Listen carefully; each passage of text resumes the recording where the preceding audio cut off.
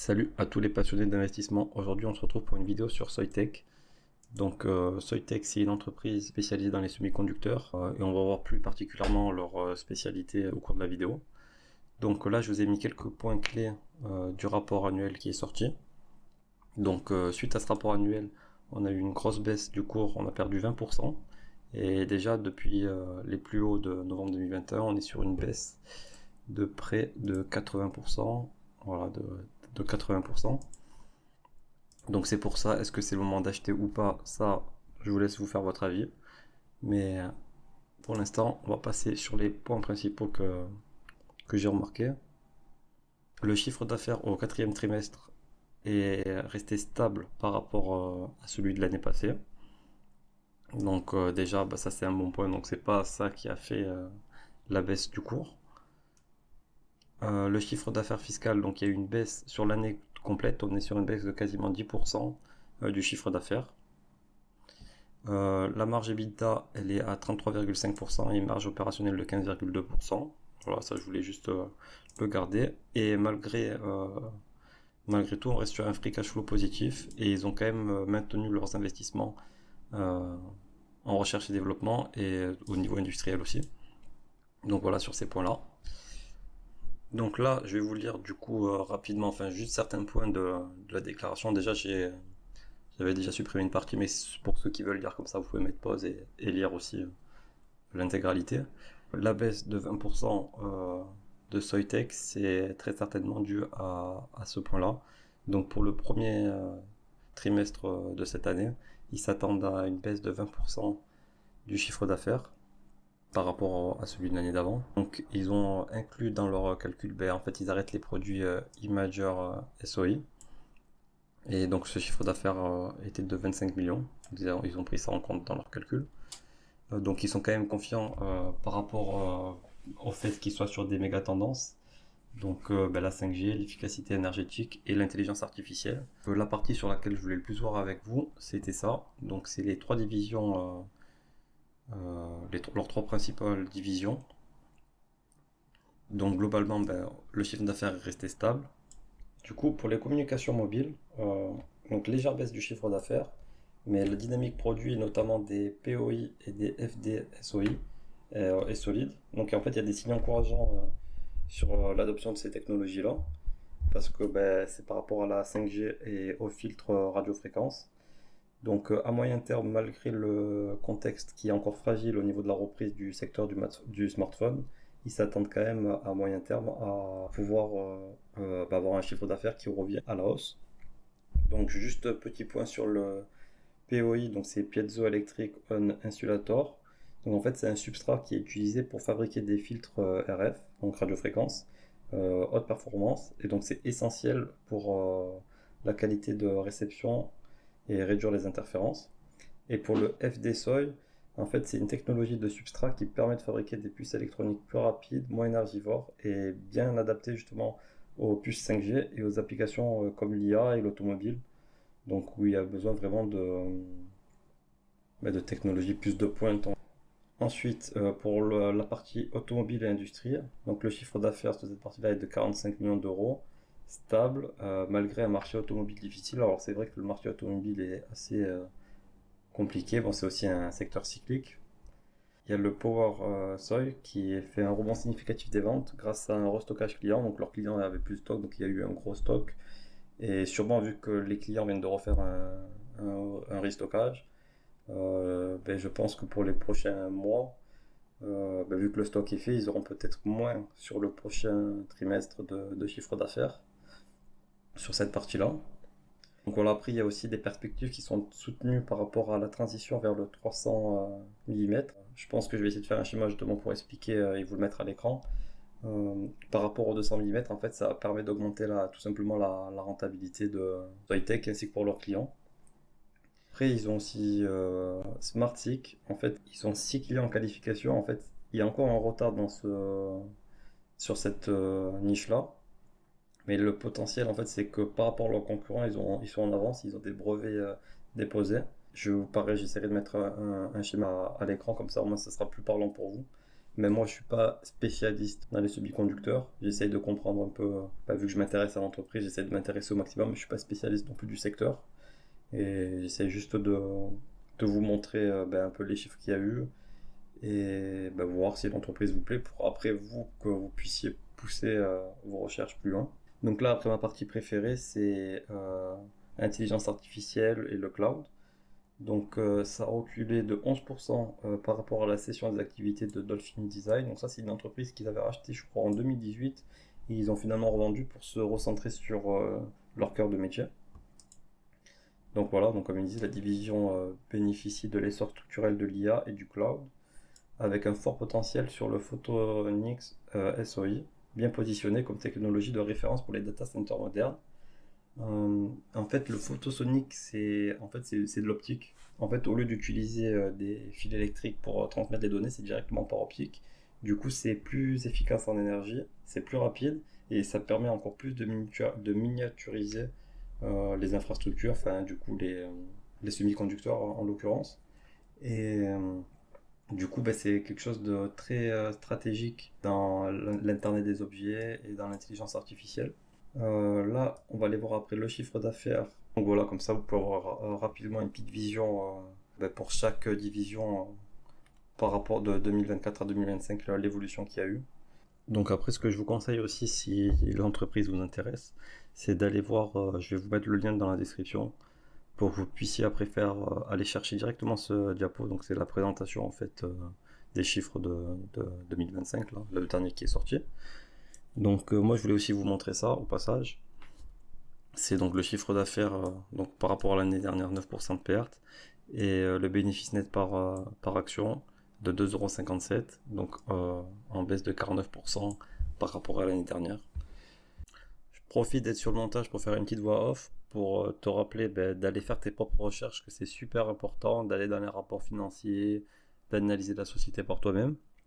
Et que si la vidéo jusque-là t'a plu, n'hésite pas à t'abonner, laisser un commentaire pour me dire ce que t'en penses, et à laisser un petit like. Soitec poursuit sa stratégie de croissance en s'appuyant sur les tendances de ses marchés et la diversification de ses produits. Le groupe a mis en place un modèle opérationnel à effet de levier pour anticiper les gains d'efficacité et de rentabilité en cas de forte augmentation de l'activité. Donc Soitec prévoit d'investir environ 70 millions d'euros pour adapter ses capacités de production à un chiffre d'affaires de 2 milliards de dollars. Donc ça, c'est ce qu'ils pensent pouvoir atteindre. Et ça devrait augmenter sa rentabilité et sa génération de trésorerie, forcément, avec plus de volume, une meilleure marge possible. Par rapport à la visibilité réduite du marché, vu qu'ils sont, leurs clients finaux sont tous dans des secteurs cycliques, ils préfèrent préciser aucune échéance, ce que je trouve correct de leur part, plutôt que de nous faire miroiter alors qu'ils en ont aucune idée. Pour l'effet marquant du quatrième trimestre de cet exercice fiscal, donc Soitec a cédé en 2024 les deux principales activités de sa filiale Dolphin Design pour se recentrer sur son cœur de métier, donc les matériaux semi-conducteurs avancés. Donc voilà, cette opération s'inscrit dans une logique de simplification stratégique sans impact significatif attendu sur les résultats futurs, donc à moyen terme. Donc peut-être qu'à court terme, ils vont perdre un peu, mais voilà, sans plus. Dans le domaine du cloud et de l'intelligence artificielle, Soitec confirme son positionnement de leader technologique grâce à sa plateforme Photosonic Soi, comme on a parlé avant. Ces substrats permettent jusqu'à 30% d'économie dans les centres de données. Donc quand on sait à quel point ça consomme les data centers, etc., 30% d'économie d'énergie, c'est quand même énorme. Donc ça, c'est par rapport aux optiques traditionnelles. Et donc il y a une adoption qui est accélérée des CPO par des géants comme Nvidia, Intel, Broadcom. Donc c'est un marché qui sera très très porteur pour les prochaines années, et plus particulièrement dans ces secteurs très énergivores. Soitec aussi a renforcé son influence par rapport, en fait, ils ont rejoint une alliance ce qui s'appelle Silicon Photonics.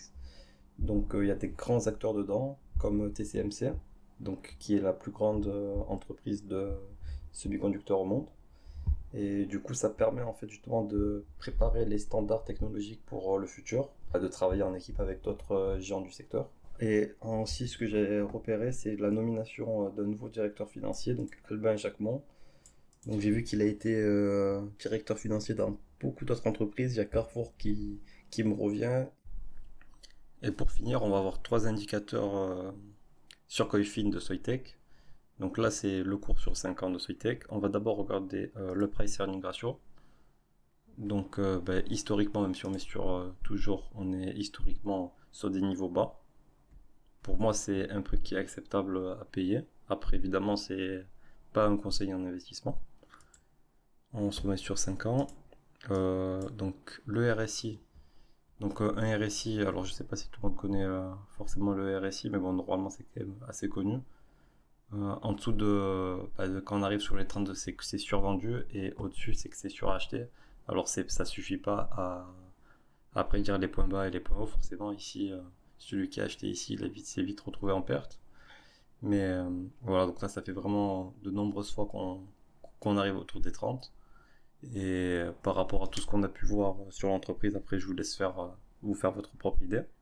Ce dernier indicateur, enfin c'est pas vraiment un indicateur, mais c'est quelque chose que j'aime bien voir, c'est pour avoir une vision à 2 ans. Donc là on peut voir quand même un aspect négatif, c'est que à chaque prévision, donc ça c'est les prévisions des analystes à 2 ans, on peut voir que à fur et à mesure, à chaque fois c'est revu à la baisse. Après c'est un secteur cyclique qui est dur à prévoir, mais quand ça remontera, enfin, on peut difficilement le prévoir. Après par rapport à ce qu'on a vu ensemble juste avant, je vous laisse vous faire votre propre avis et faire vos recherches. Mais du coup, par exemple, en octobre 2022, on s'attendait à 16 euros par action. Donc à 20 fois les bénéfices, forcément, on s'attend à des résultats énormes. Euh, donc au fur et à mesure qu'on avait essayé, là on est à 4 euros, on s'attend pour dans 2 ans, donc en 2027, à environ 4 euros par action. Donc si on prend le price earning d'aujourd'hui, donc qui est de 17 fois 4, ça nous ferait un cours à 68 euros. Donc là, on est à 43 euros. C'est beaucoup plus compliqué que ça, évidemment. Mais voilà actuellement où on en est. Donc voilà, après là, je suis du coup sur TradingView. Juste pour finir, le bénéfice par action qui est attendu pour les prochaines années. Juste pour vous faire une idée, voilà, 4 euros, 4,58 € jusqu'à 6 euros. Donc, allez, on peut faire on va dire dans 3 ans. Si on arrive sur un bénéfice net de 5 euros, ce qui me paraît réalisable. Donc 5 fois, du coup il y aurait une reprise de la croissance dans le secteur. On pourrait avoir un PR entre 20 et 25, mais on va rester sur du 20. On arriverait à 100 euros. Donc ce qu'on va faire, c'est que je vais calculer la rentabilité du prix d'achat aujourd'hui à si on arrive à 100 euros, tout en prenant 10% d'erreur. Donc on va dire on arriverait sur les 90 euros. Je vous reprends de suite. Du coup voilà, j'ai fait une petite coupure juste pour préparer un petit tableau pour que ce soit plus visuel. Donc on arriverait sur une rentabilité annuelle de 27,5% si dans 3 ans, donc évidemment c'est avec des si, c'est pas du tout un conseiller en investissement, mais si le bénéfice net par action est de 4,50 € et que du coup, vu qu'il y a des meilleures perspectives, on retombe sur un price earning ratio de 20, on pourrait espérer avoir un prix de vente à 90 euros, enfin un prix de l'action à 90 euros, donc voilà. Et du coup, voilà, j'ai rajouté ça. Donc, admettons qu'on est sur des super belles perspectives à 25 fois les bénéfices. On pourrait arriver à 37% de rentabilité annuelle. Admettons qu'on arrive à 6 euros Voilà, on peut espérer des rentabilités très très proches. Mais il faut penser que c'est un secteur très concurrentiel. Même si Soitec a déposé beaucoup de brevets qui sont quand même un certain avantage concurrentiel sur certaines technologies, c'est un secteur qui évolue très très vite. Donc on peut vite se retrouver plus dans ce genre de cas-là où on se retrouve avec une rentabilité qui continue de baisser sur les prochaines années. Voire même plus des choses comme ça qui sont pas impossibles. Donc évidemment, il y a des risques. C'est à vous ensuite de faire vos propres recherches.